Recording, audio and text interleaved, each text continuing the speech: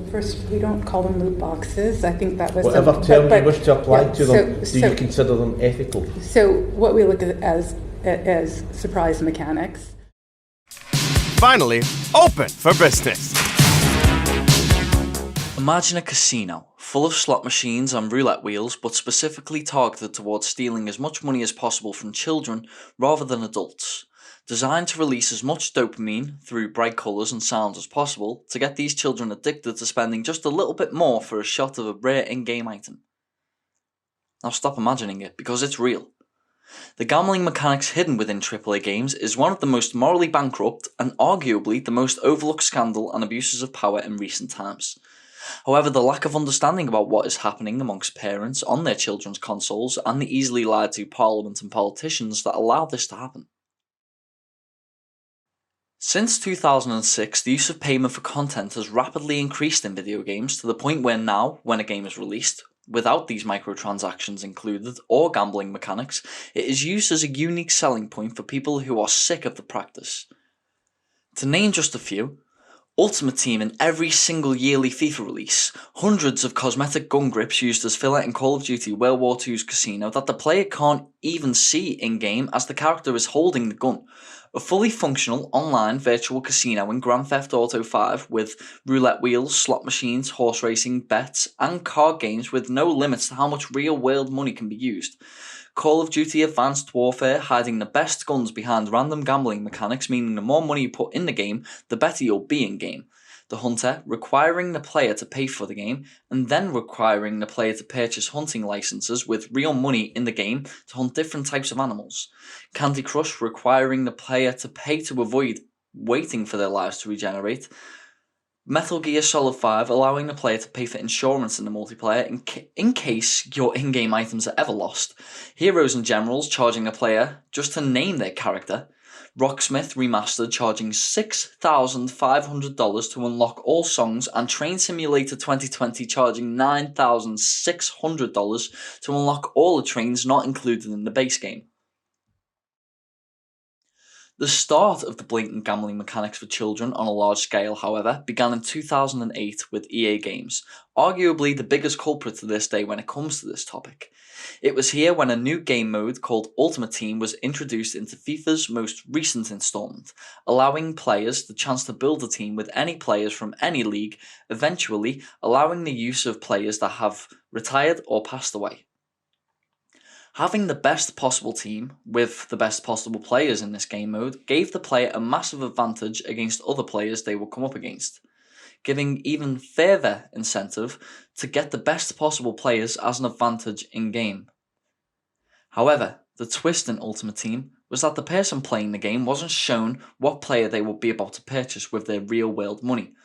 Instead, packs of completely randomly selected players, including mostly filler and players EA know will never be used by anybody, were offered instead. It's important to note here that the FIFA franchise has a PEGI rating of 3 and over, meaning that even with this mechanic involved, both EA and the rating board find the game to be suitable for a 3-year-old. Not only was this the start of gambling mechanics in video games on a large scale, but also kickstarted the idea of pay to win, giving players willing to spend their money a massive advantage in-game against other players. EA's justification for this was by also allowing the player to buy these packs with coins they would earn from simply playing the game.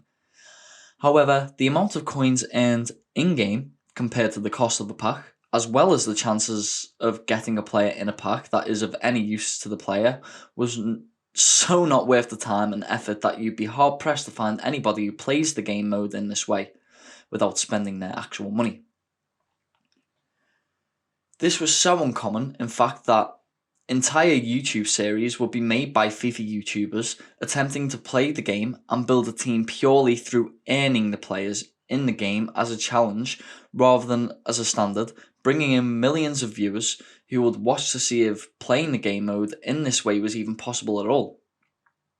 The mechanics being implemented brought EA Games company value from $5 billion in 2008 up to $44 billion in 2018, with 28% of the company's entire revenue being produced from Ultimate Team packs in FIFA alone.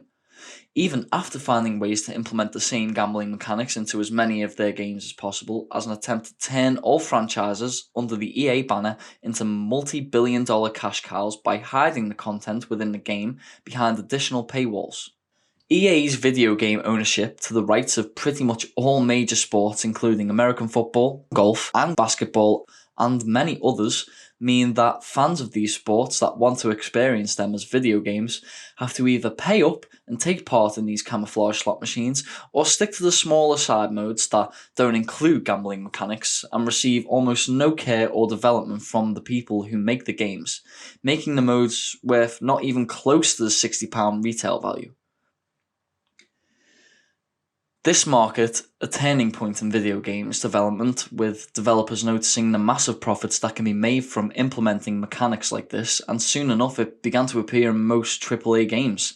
Halo, Call of Duty, Rainbow Six, Battlefield, Overwatch, Fortnite, Destiny, Mass Effect, Forza, Gears of War, Need for Speed, Elder Scrolls and Assassin's Creed, just to name a few of the heavy hitters, all found ways to implement their own hidden paywalls.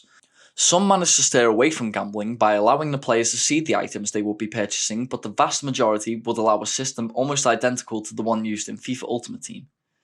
And although in the case of Star Wars Battlefront, following their agreement with Disney to video games rights to Star Wars, they even managed to make the popular characters such as Darth Vader and Luke Skywalker so impossibly tedious to earn that not only the casual player, but everybody that wasn't able to burn 40 hours to earn each one individually would have to pay an additional charges to gain access to them.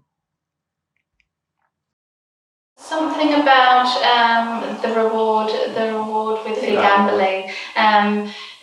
So it's very much about, it can go to such a place, and it's deceit. There's something about behind it. There's something about deceit with gaming. There's something about it's what's on the box, But with the gambling, there's something going on behind the scenes. There's something that the individual may not be aware of that's going on, and this is being fed, and I think that's where the problem sits in that, and then that can lead to other types of behaviours, like needing to get maybe the financial side, which can lead to different types of behaviours that can really affect the individual and family, friends, community.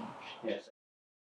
As time went on, some of the game companies taking part in these methods have stepped away.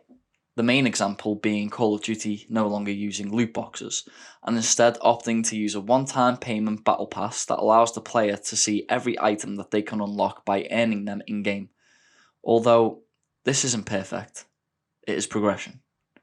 Different governments have begun to take notice, leading to coding within FIFA being found that displays a notice, "This game mode is blocked in your country," showing EA are preparing for governments to put their foot down on the situation, however it continues. Recently, EA have started displaying pack probabilities in the online store as a loophole, allowing them to claim innocence and that the player knows how likely they are to get something good from their turn on the slot machine. Each year, EA will release a new FIFA game. Whilst the differences in gameplay itself between games is often so small, the player might have trouble telling what they are. The only noticeable differences between FIFA releases are the colour of the menus, the team sheets, and the complete lack of progress you have made on a last game. As soon as you purchase the new FIFA, you are required to completely start from scratch and to pump your money into the same slot machine all over again to bring your team back up to the standard that you had it in the previous game. Meaning every single year, everything you gained from the money you gave EA is made completely obsolete, leaving you with nothing but less money in your bank account. The only way this blatant exploitation of children can be stopped is either through government intervention or by the player base refusing to take part in the mechanics. But after so long of the companies managing to avoid any sort of restriction by government through blatantly lying to government officials and using terminology so confusing even the most avid gamer would be confused, the latter seems to be more likely to happen. The only way this stops is if the customer decides that enough is enough.